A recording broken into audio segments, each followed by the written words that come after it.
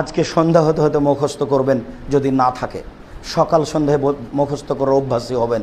তিনি বলেছেন, মানুষ যদি বলে আস্তাগফিরুল্লাহাল্লাযী লা ইলাহা ইল্লা হুয়াল হাইয়ুল কাইয়ুম বিলাইল, তাহলে মানুষ যদি যুদ্ধের মাঠ থেকে পালিয়ে যায় তবু পাপ ক্ষমা হবে। মানে পাপ যদি অনেক বেশি হয়, কাবিরা গুনাহ হয়, এভাবে তওবা করে, তাহলে আল্লাহ তাকে ক্ষমা করে দিবেন। সম্মানিত মসজিদের মুসল্লি, পাপের ব্যাপারে নিরাশা হবেন না। আবারও বলছি, পাপের ব্যাপারে নিরাশা হবেন না। কোনো সময় মনে করবেন না আমার ছেলেটা মনে হয় পাপ ফেল করলো আমার পাপের কারণে।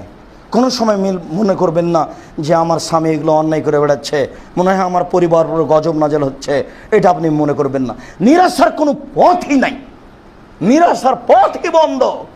দিন রাত আপনি বলেন, রব্বি ইন্নী যালামতু নাফসি ফাগফিরলি, রব্বানা যালামনা আনফুসানা ওয়া ইল্লাম তাগফির লানা ওয়া তারহামনা লানাকুনান্না মিনাল খাসিরিন, আন্নি মাসানি ইয়াজুর ওয়া আনতা আরহামুর রাহিমিন।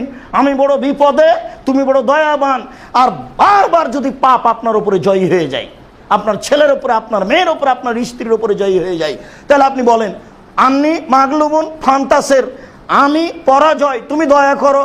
আন্নি মাগলুবুন ফান্তাসের, আমি পরাজয়, তুমি দয়া করো।